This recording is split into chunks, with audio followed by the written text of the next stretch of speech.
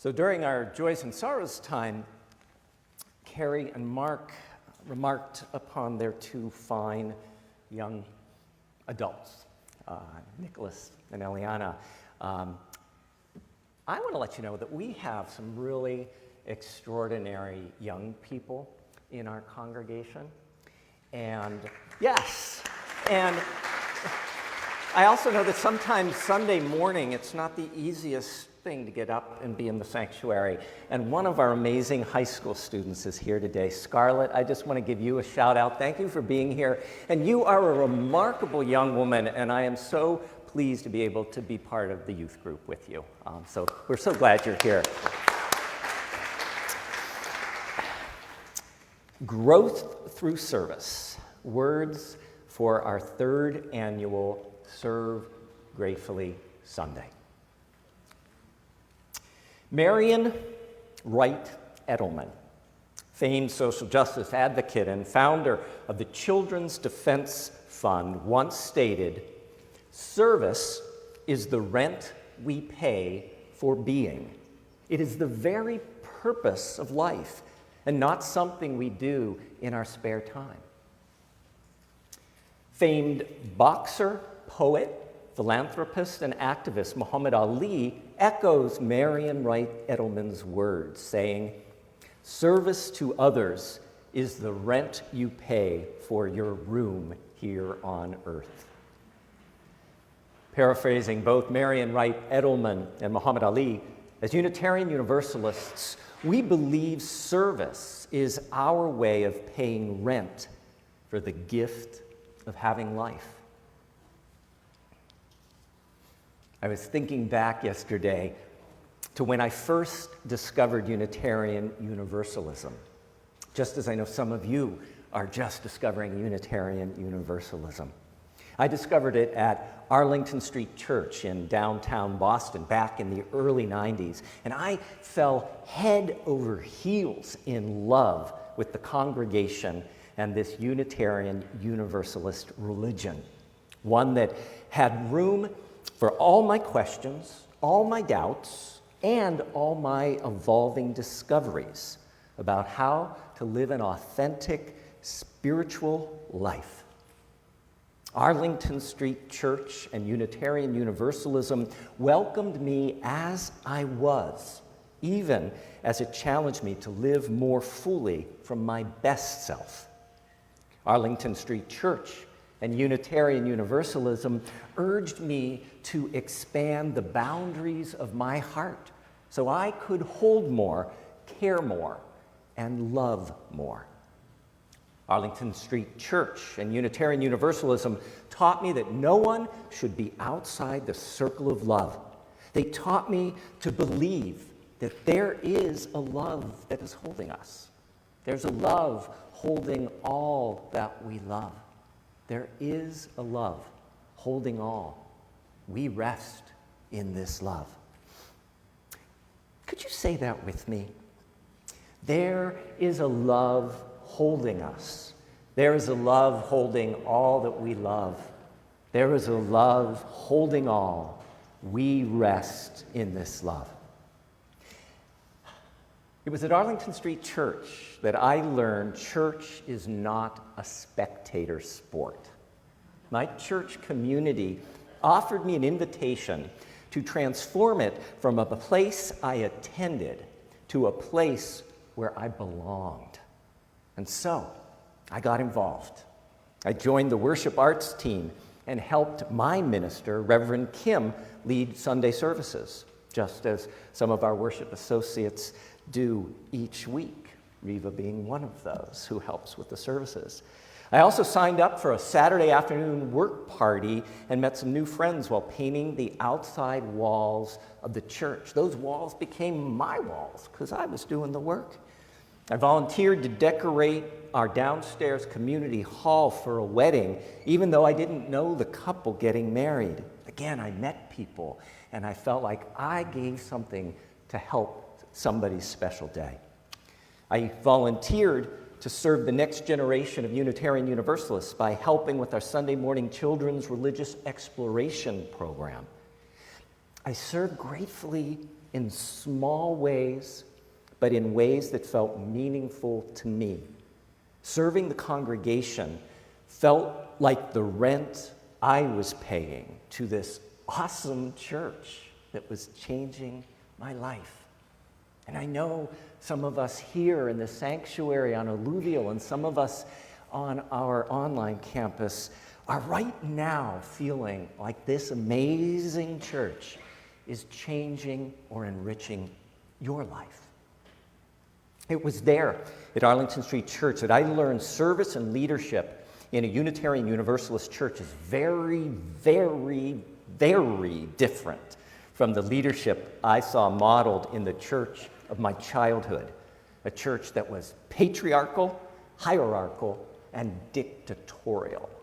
I'm wondering, did anybody have any experience with church and church leadership in a church that was hierarchical, patriarchal, and dictatorial? Okay, a few of us. I learned, and it was so amazing to me, that in Unitarian Universalist congregations, we are invited to serve and become leaders, but through a very different framework. I learned about the concept of servant leadership. Servant leadership. The leadership model commonly practiced in churches and religious organizations is not servant leadership, which I'll tell you about in a minute, but it's one of concentrated power in a few people. In politics, and we see so much of it today, in much of corporate America, as well as academia, leadership is hierarchical, patriarchal, racially exclusive, consolidated, and closed.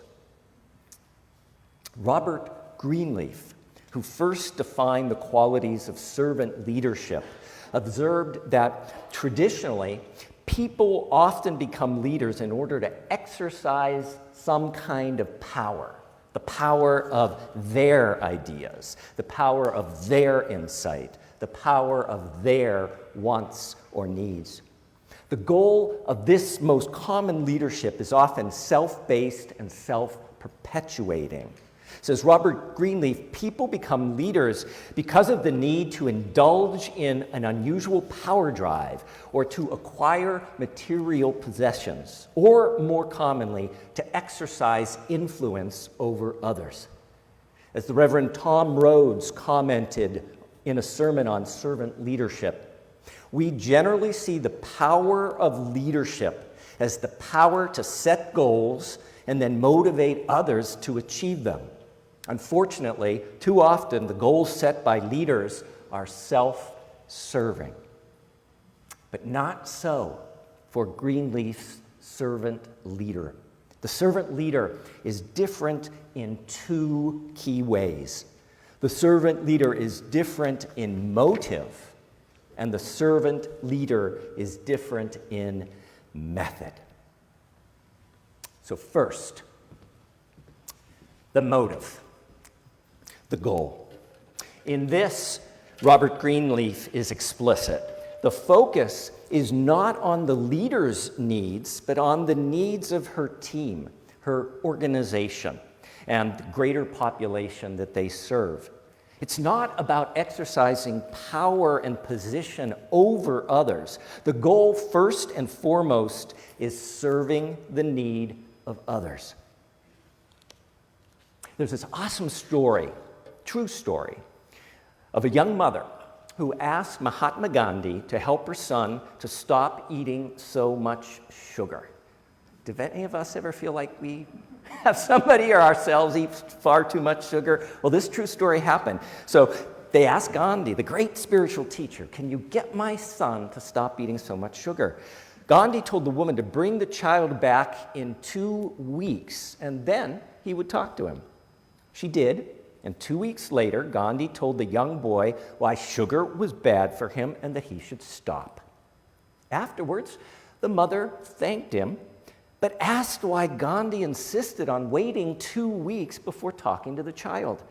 Gandhi replied, "It took me 2 weeks to stop using sugar myself.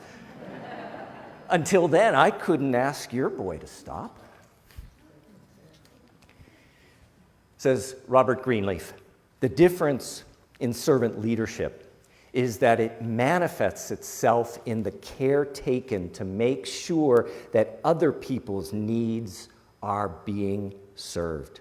The test of the servant leader is to ask, do those served grow as persons? Do they, while being served, become healthier, wiser, freer, more autonomous, more likely themselves to become servants? And this one is key, what is the effect on the least privileged in society? Will they benefit, or at least not be further deprived? Let's ask those questions again. Do those served grow as persons? Do they, while being served, become healthier, wiser, freer, more autonomous, more likely themselves to become servants? What's the effect on the least privileged in society? Will they benefit, or at least not be further deprived? What would happen if we lived by these questions? What would happen if businesses, Facebook, and other organizations asked these questions before every decision? What would happen if in Washington, D.C., especially those in Congress right now, asked these questions before every vote, every signature, every soundbite, and every tweet? What would happen if Fresno City Council or the Fresno County Board of Supervisors, if these questions were the standard by which decisions were measured? How could we change our lives if these were the questions we used to infuse our decisions? Greenleaf says that it is only people who ask these questions and have these motives, only people who do this are true servants of humanity. And it is only people who ask these questions who should be elevated to positions of power, positions of leadership. True leadership must begin with the practice of serving. For Richard Greenleaf, it's people who are servants first who should sit on boards or work as CEOs, managers, ministers, deans of colleges, elected officials, or more locally, serve on church teams and committees. But once there, these servant leaders must use different methods. We have our motive, but we have different methods. The method is key for servant leadership. Yes, the servant leader is a visionary. Yes, the servant leader has a dream. Yes, the servant leader intuits where the group or organization or country should go. But the servant leader leads not through being the one in charge, not through being the one with the answer. The servant leader actually leads by taking that power, taking their answers, and moving it to the side. She leads through cooperation and community with others, through facilitating the strengths, ideas, and answers of others, of a team, which is why we use team language a lot here at the Unitarian Universalist Church of Fresno. We still have that relic word committee. For some folks like committee, but we talk about teams because we're trying to introduce a different way of making decisions and being leaders. Servant leadership places ultimate trust not in one person, not in the minister, but with the ability of a qualified group to choose the right action. The role of the servant leader is to be a supporter, an inspirer, a motivator, a facilitator. Now, the servant leader at times may be called to set the course, but never in a vacuum. The servant leader serves the process of discernment rather than being the process of discernment. I'm going to say that again. The servant leader serves the process of discernment, not being the process of discernment. In fact, ideally, the servant leader is not one person, but many people all working together with different people stepping into the facilitator or guiding role as their skills and strength warrant. Leadership is shared. Leadership is fluid. So this demands of us a skill set different from the traditional leader. As the first principle of Unitarian Universalism states it, we must require and have leaders who respect and affirm the inherent worth and dignity of every person. It requires that they believe that the key to our future is not a pyramid of isolated individuals, but rather, as the seventh principle of Unitarian Universalism teaches, servant leaders believe the future is found in an interdependent web of shared creation. This demands that we listen rather than speak, opening to a greater wisdom beyond us. This requires developing a sensitivity to people, not just ideas. People matter, not just ideas. And this is what I love most about servant leadership. In the end, the motives and methods of servant leadership become a form of spiritual practice. And this is where it really ties into our Unitarian Universalism. For like spiritual practice, it requires that we open our hearts to connect to a power and a truth greater than our own. Could you imagine if Congress people made that statement, that we open our hearts to connect to a power and truth greater than our own? Like spiritual practice, it nurtures a heightened awareness to what is happening within us and around us. Like spiritual practice, it fosters compassion, our compassion. La misión de la Iglesia Unitaria Universalista de Fresno es servir con gratitud, serve gratefully. This is the third part of our church's mission statement. It invites us into this Unitarian Universalist spiritual practice of servant leadership. This third part of our mission statement is clear that as members and friends of this congregation, we are each called to serve gratefully, servir con gratitud. This requires that we open our hands to each other, we roll up our collective sleeves, and work together to build a stronger and more caring community. Dear ones, that is what it means to be a member or a friend of this congregation. This church is not a spectator sport. This is a place we first attend, but then transform into a place where we belong. And we do this through some form of service in a way that feels appropriate and meaningful to us. It can be the smallest of things, but we transform this to a place we belong through service. And this is something that I have never before had to say in the sanctuary. This is especially true for those of us who are part of our online campus. We are having to invent and learn a completely new way of creating opportunities for people to serve gratefully.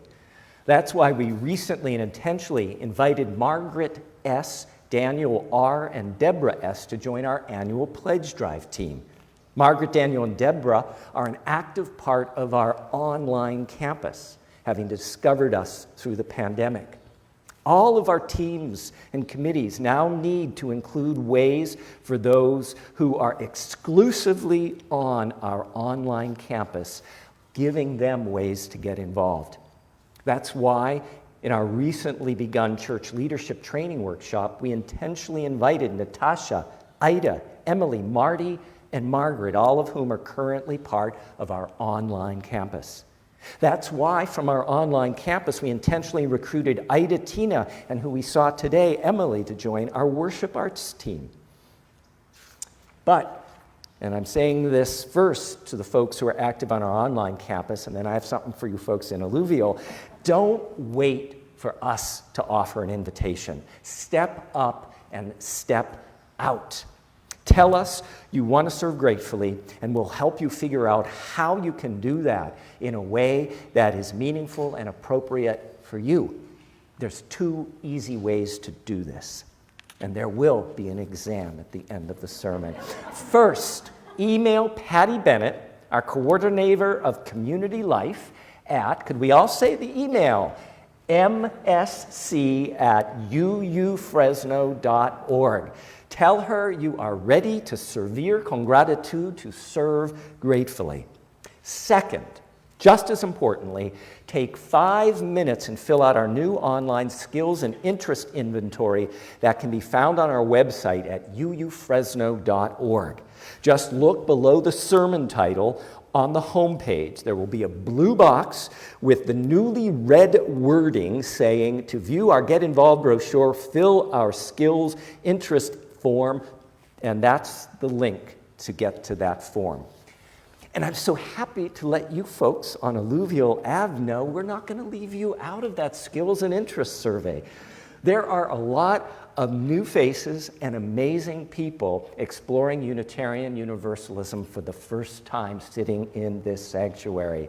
We all can take 5 minutes and fill out our new online skills and interest inventory at uufresno.org.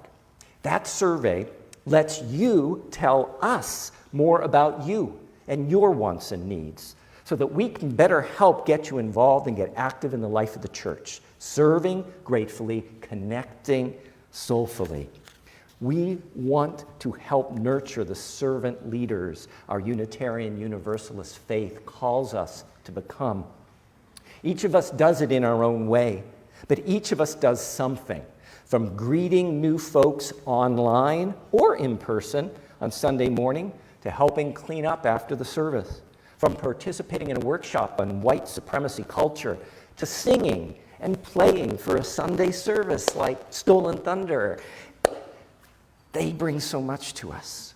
From participating in our all-church read to becoming part of our environmental justice team, from showing up for a virtual social justice event to showing up for an online workshop on spirituality.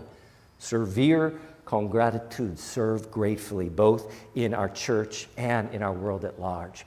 And I'm not going to apologize for this extended commercial. This is how we truly act as members and friends of this congregation. But I'm also a pastor, and so I need to say that I understand that some of us just don't have the bandwidth right now to even think about serving. Pandemic, Zoom fatigue, and life is all just too much right now. And please hear me when I say this is okay, truly. We are just glad you are here nurturing your spirit. You're welcome here each and every Sunday and each and every day of the week. Because, and this is amazing, in a church we serve for each other. Some of us who have the bandwidth kick in a little extra time and service for those who don't. We do that with financial support as well. Those who have more give more for those who aren't able. That is what it means to be part of a church. Dear ones, we're in this together for the long haul. And there's going to be a lot more long haul yet to come. Marian Wright Edelman says, service is the rent we pay for being. It is the very purpose of life and not something we do in our spare time. The great Muhammad Ali says, service to others is the rent you pay for your room here on earth. As Unitarian Universalists, we believe service is our way of paying rent for the gift of having life. Serving gratefully is one way of paying rent to this awesome church that is changing our lives. Así sea, bendito sea. May it be so. Blessed be. Amen.